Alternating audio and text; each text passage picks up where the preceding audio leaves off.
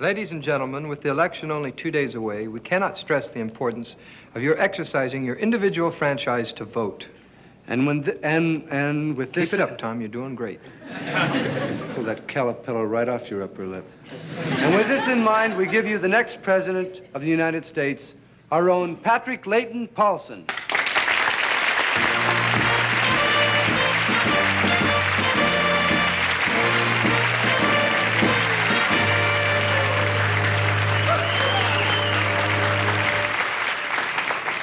Thank you.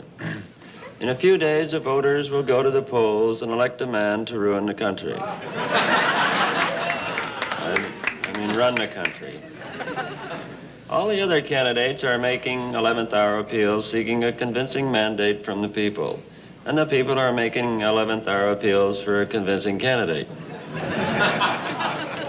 The polls show Nixon leading both Humphrey and Wallace with 14% undecided and 36% disgusted. Various voting systems will be used in this election. First, there's the plain old X on the ballot. Then there's voting by machine. And this year, many of you have indicated you will use yet another method, the eeny, meeny, miny, moe system. I have here an open letter to the other candidates in this election. To Herbert Humphrey, why do you keep predicting that you're going to do the same thing that Harry Truman did to Tom Dewey in 1948? This is 1968, Herbert, so you better forget about Dewey and worry about Nixon and Wallace. The next part is addressed to Richard Nixon. Since you've been running out in front for so long, why not change your image by turning around and running backwards for a while? That way, at least we'll get a different view of you. And finally, a message for George Wallace. I commend you for your efforts in promoting racial unity. Never before has one man done so much to unite the American Negro.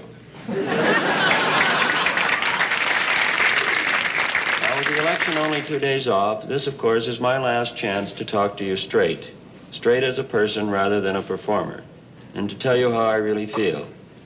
I feel proud to live in a country where the people are not afraid to laugh at themselves, a country where political satire such as this is at least tolerated by the government, if not the television networks. I'm honored by the fact that many thousands of you have indicated in the public opinion polls that you really do plan to vote for me. But please don't waste your vote if there really is a candidate that you can support. I hope you will look for a candidate who offers the best hope for world peace and a man who is interested in equality and justice along with law and order. And so as the campaign draws to a close, I want to remind you that many of my opponents will attempt to sway you with emotional appeals. That's not for me. I never resort to such tactics. I wouldn't think of a thing like that.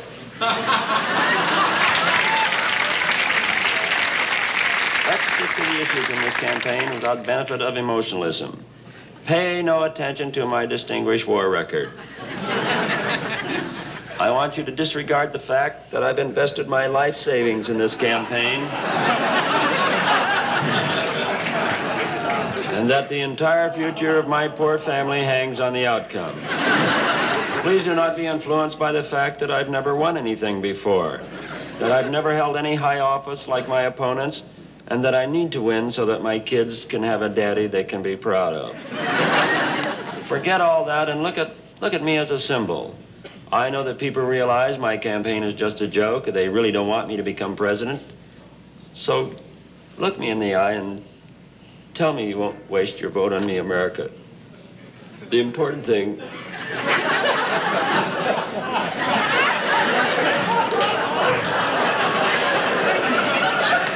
the important thing when you walk into that voting booth... to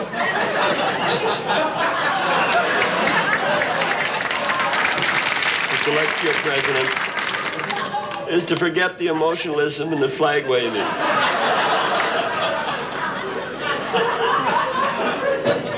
Just remember one thing. Just remember which candidate stood up for America.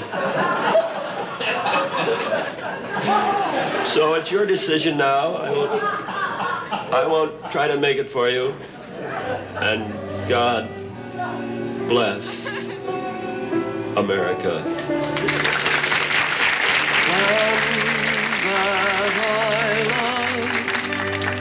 Stand beside her and guide her through the night with a light from above.